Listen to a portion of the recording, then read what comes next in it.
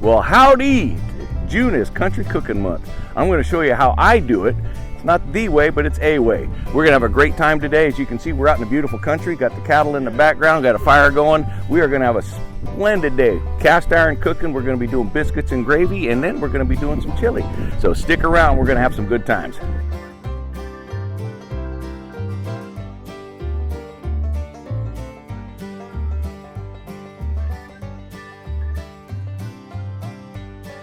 A little bit now, we're going to do some cowboy coffee. So what we got here is some nice fresh water in this. It's boiling, so what we're going to do is we're going to slowly pour the coffee, and it's direct water, and we're going to let it slowly boil, and then we'll let this boil for about, I don't know, 8 minutes, and then I'll show you how to prep it so you don't get all that in your teeth. Can't have a country cooking breakfast without cowboy coffee. Get all, oh my gosh, you ought to smell this. I wish that you could smell all this. Man, this is smelling good. I don't know if you can see how it's boiling and that coffee get in there. And right now it's still sitting kind of on the top of it. I'm going to tilt it just a little bit towards you. I don't think that's going to help, is it? So, but yeah, it's boiling. Once all that coffee gets down in there, we'll start settling it up. We'll turn it off. And then we put the cool water on it, and we put the water down the spout and then around the edge, and it forces the coffee grounds to the bottom. Let it set for a second and start pouring coffee.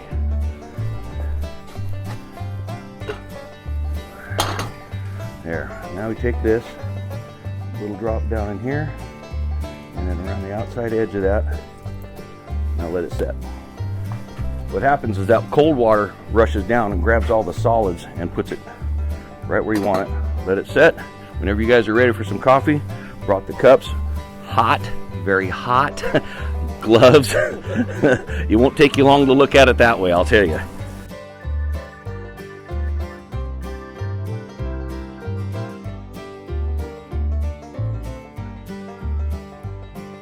Watch how we do this. We're going to turn that fire down a little bit underneath here, and we're going to pour this right on top. Listen to this sizzle. One of these brushes, we're going to reach in here and clean this, and we're going to pull this up here, and then, like I say, don't do this at home. Now we'll do this one more time, and then you can wipe them out.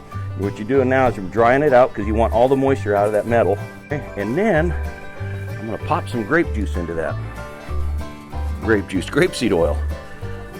Now I'm going to put just a little bit in here, about that much. Let it set. Again, blue, use the blue, you can throw them away. Any kind of lint-free towel is what you're going to want to do. As that warms up, you can see the metal's warming up, and you bring it around. Now look at this. Now use grapeseed because it's got a high burn rate to it, so it doesn't want to smoke very, very easily. And then it sets in there. And now, folks, this pan is ready to put some gravy in. We got a little spot out here, it's not going to bother anything, so we're going to make a pile of charcoal. Folks might want to use regular wood, almond wood, oak wood, everything, but a lot of folks don't have access to that kind of wood.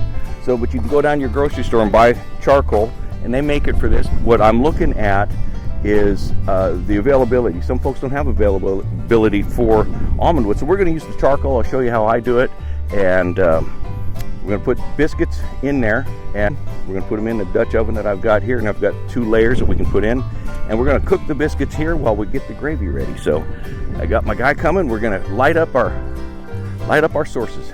Light that son of a gun up. What we're going to do is we're going to start to cook charcoal,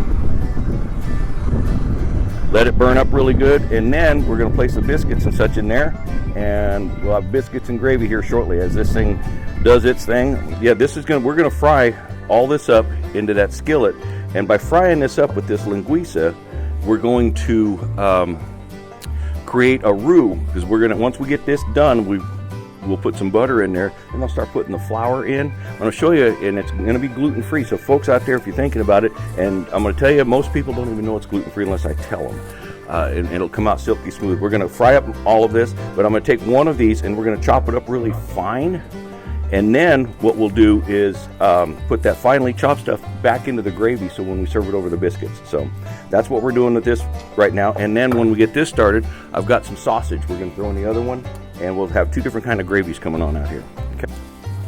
Yeah. And we're going to use just a simple dinner fork to make the gravy in this pan.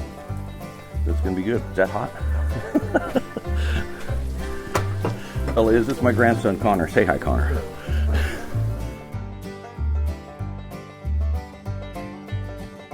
Again, folks, if you're wanting to do cast iron, I'm gonna tell you, don't be afraid of it. Just don't. It's just a matter of keeping them seasoned up, and don't put too much on. There's so many different ways you can cook, and so many things you can cook with them. And like I say, never, ever put soap on them, because that soap is going to take the grease, the love that's in this cast iron, and actually make it go away. By Camp Chef, this is actually a patented Dutch oven. You see the grills, Dutch ovens don't come with these, but if you see this is actually a little smokestack. So if we wanted to smoke some ribs or something in here, and I've done that, I've baked potatoes in here, and today we're going to do some biscuits in here.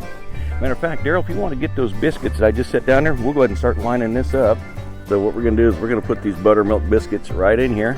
Like I say, folks, you can make your own biscuits. I do it all the time, but for today, what we're doing is I wanted to showcase the gravy that we're going to be making, and that was more what the focus was. If we want to do one a little bit later in life, we'll do one on biscuits.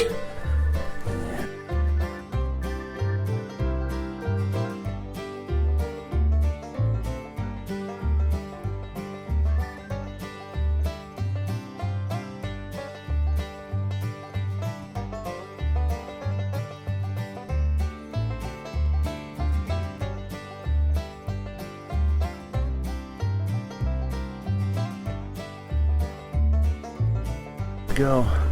All right, now we're gonna go make some gravy.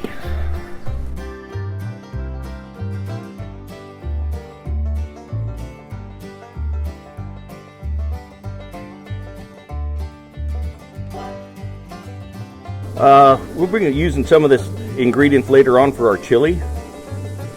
So, and we might, and I just thought, well, bacon would also be good for breakfast. I like to split my bacon in half, or cut it in half. So that, because when you get them so long, they hardly ever want to cook just right. And if you want to spend the time, you can do it. But I like doing it this way, and it's just easier to manage and move them around.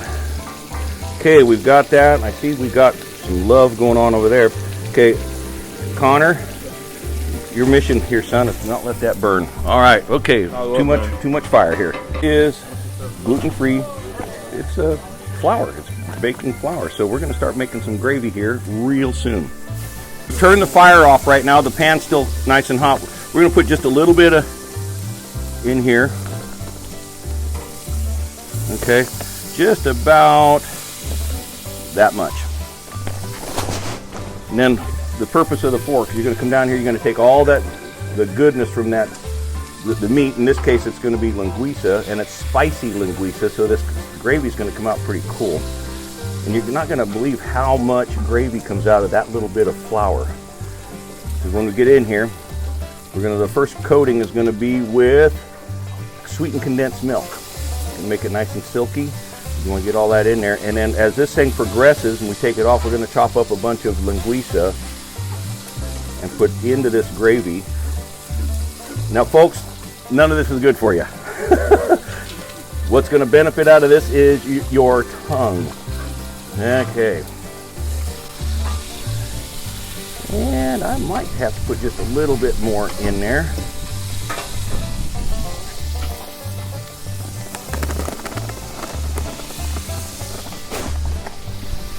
And you're making the roux right now, but this is on the bottom. You're not gouging this, you're just going along the bottom. Don't ever gouge your cast iron. Okay. Carnation condensed. Bring it in there. We'll probably have to turn some fire on it eventually. We're going to get in there and just start bringing this up. Pour it on in there.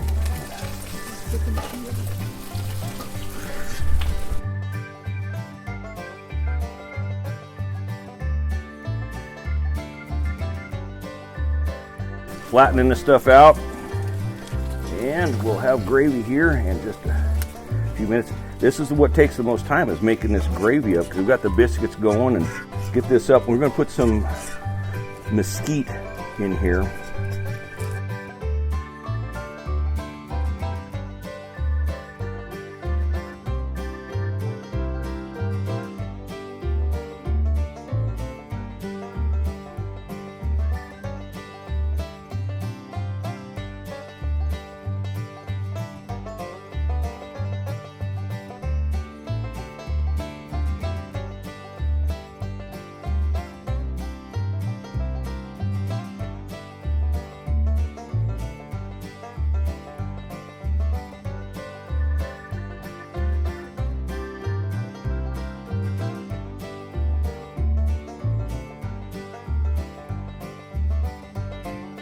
Here we go. First biscuits are coming off. I'm gonna open them up.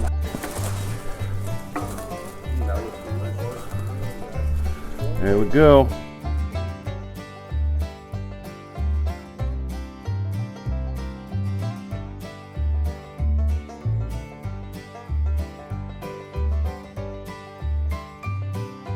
And I always like to take the top 2 layers off, because if you've done this before, you'll notice that sometimes that one layer is kind of sour, so I always get rid of it. So we're going to cut these up and put them in the other skillet. Put those in here, a little right there, and lift it up. There we go. Top 2 layers, bring them out, set it down. Okay, so what we're going to do here is, now we're preparing the meat in cast iron. You always want to, if you've got cast iron, prepare your meat in cast iron. And we're going to get it seasoned up. Now, we use some pretty lean stuff in here, and you're going to see me put a little butter in here in a little bit. But ground cumin and sage, what happens that I've found out is cumin should be in every bit of chili. And then the sage, what happens is the sage and the cumin get together, and they start arguing. And they can't make up their minds of who's going to take over, so that's what makes it really exciting when you go to eat this, because the sage is so... Now watch this powder, look at this. There we go. All right. It does. I'm putting a little more seasonings in here. And folks, when you're doing this, season it how you like it. We got little California ground chili peppers. Put it in there.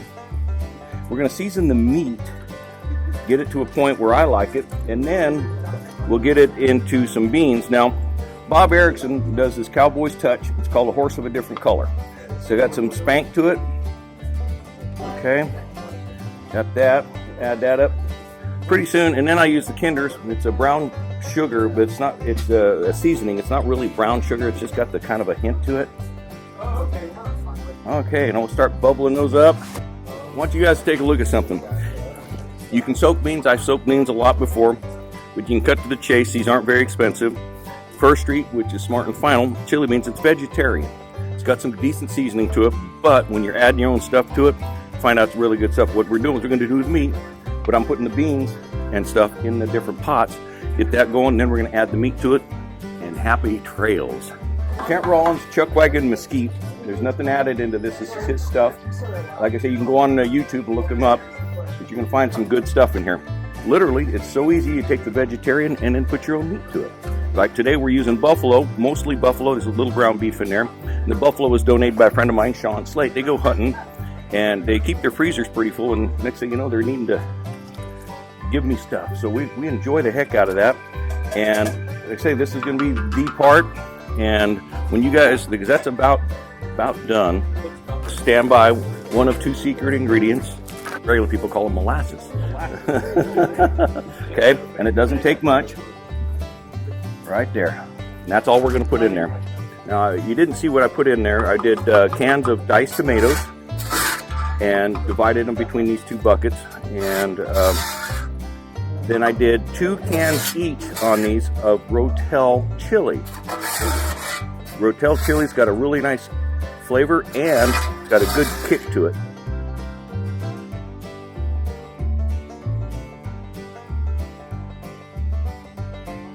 Ingredients, but I'm gonna tell you, unless you use cumin, you're really not gonna get a good chili flavor. One more ingredient that most folks don't think about: dried cranberries. You put enough in here, so that it doesn't overpower anything. About every other spoonful you get, you'll have one in there, and it was a hit. I ran out of material one day at the lodge, and I was making some chili, so I decided, I got cranberries, I want to throw something in there. It became a hit, so I just started using them for this chili. I may have to put a little bit more molasses in here, but I will be adding a half a stick of butter in each one of these. Stick, another magic stick. Butter, I'm telling you, I know that there was a famous lady on TV that people yelled at her for all the butter. Hey folks, here's the deal. Turn the channel. If you don't like what's going on, you had a choice. Just keep stirring those.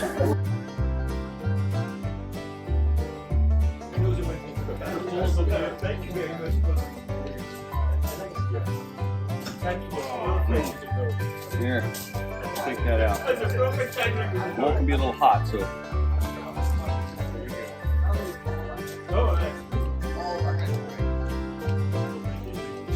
Hey guys, get some chili.